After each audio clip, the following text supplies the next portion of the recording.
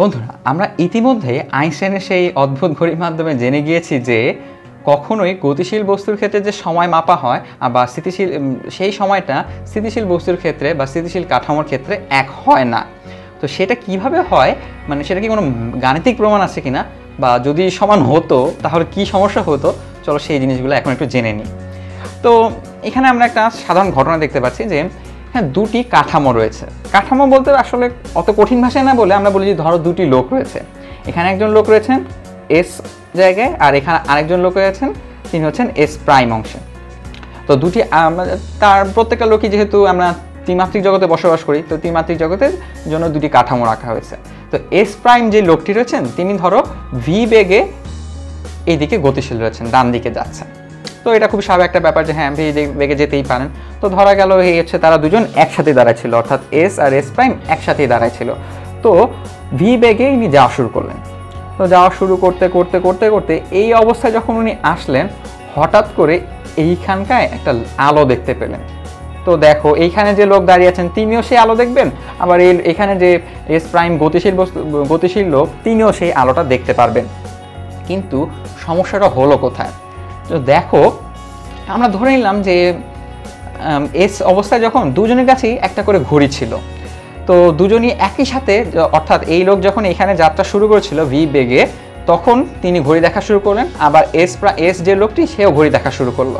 তো আমরা ধরলাম যে তিনি যে সময়টা মাপেন, অর্থাৎ এস প্রাইম যে সময়টা মাপেন সেটা হচ্ছে আমাদের টি প্রাইম, আর এস যে সময়টা মাপেন সেটা হচ্ছে টি।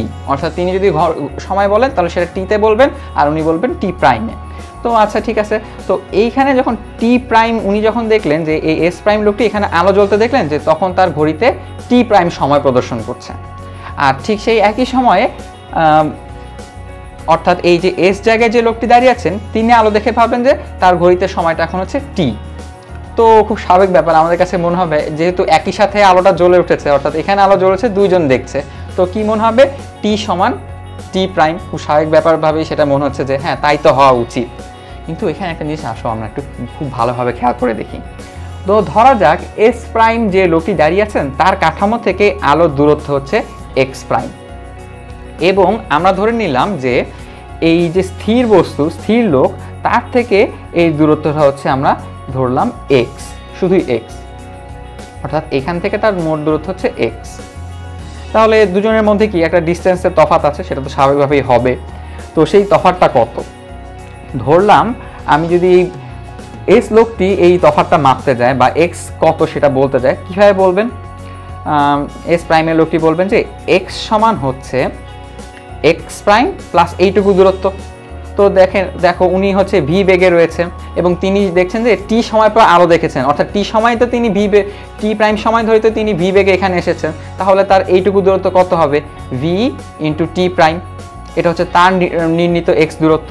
আবার ঠিক একইভাবে এই এস প্রাইম এসে যে লোকটি দাঁড়িয়ে আছেন তিনি ভাবলেন যে আচ্ছা আমি একটু এক্স প্রাইম কত দূরত্ব সেটা একটু মেপে ফেলি।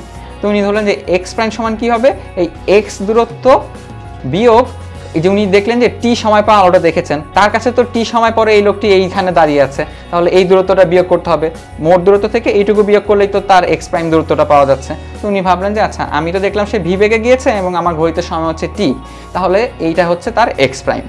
তো এইটা হচ্ছে তাদের বেশ ভালো একটা অবজারভেশন হলো। তো এই ধরনের যে স্থিতিশীল কাঠামো থেকে গতিশীল কাঠামো, দেখো এটা স্থিতিশীল কাঠামোর এবং এটা গতিশীল কাঠামোর দূরত্ব, তো এই যেভাবে রূপান্তর করা এই ঘটনাটাকে বলা হয় গ্যালিলীয় রূপান্তর বা নিউটনিয়ান রূপান্তর এটা বলা হয়ে থাকে।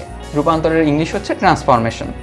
তো এটা খুব স্বাভাবিক ব্যাপার, যেখানে ভুল তো কিছু দেখছি না। হ্যাঁ, একটা জিনিস ভুল হচ্ছে, চলো সেটা কি একটু দেখে ফেলি।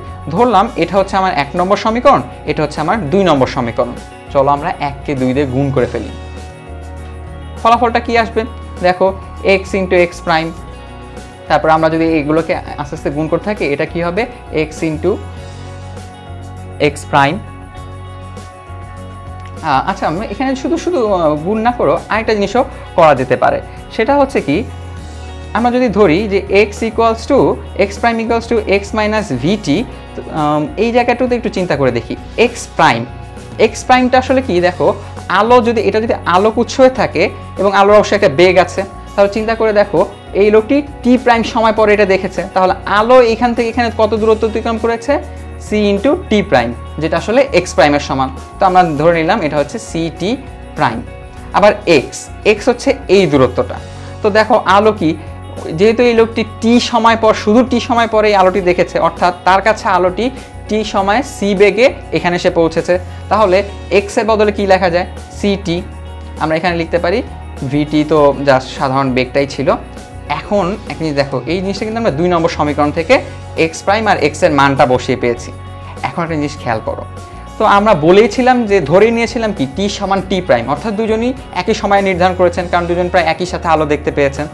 তো যদি এই টি ইকুয়ালস টু টি প্রাইম হয় তাহলে কি হয়, যদি টি ইকুয়ালস টু টি প্রাইম হয় তাহলে আমরা টি প্রাইমের বদল টি এর জায়গায় সব জায়গায় টি প্রাইম বসিয়ে দিতে পারি।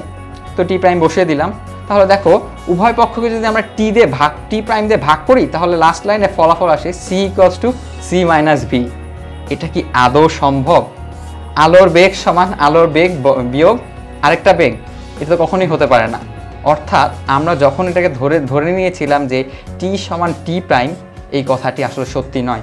কখনোই এটা, এই সময়টা গতিশীল সময়ের সময় হতে পারে না। অর্থাৎ আইনস্টাইনের ঘড়িতে আমরা যে তাত্ত্বিকভাবে বলছিলাম যে একজন গতিশীল কাঠামোর সময় আর একটা স্থির কাঠামোর সময় এক না, সেটা আমরা গাণিতিকভাবে দেখালাম যে আসলে এই ঘটনাটি হতে পারে না। তাহলে আমরা বলতে পারি যে গ্যালিলিও ট্রান্সফরমেশন আসলে সঠিক নয়। এইভাবে ট্রান্সফর্ম করলে, অর্থাৎ এক্স থেকে এক্স প্রাইমে যাওয়া যায় না, বা এক্স প্রাইমকে এক্স দিয়ে প্রকাশ করা যায় না। তো এর জন্য একটা সংশোধন রয়েছে। এই সংশোধনটা কি আমরা পরবর্তীতে জেনে নিব।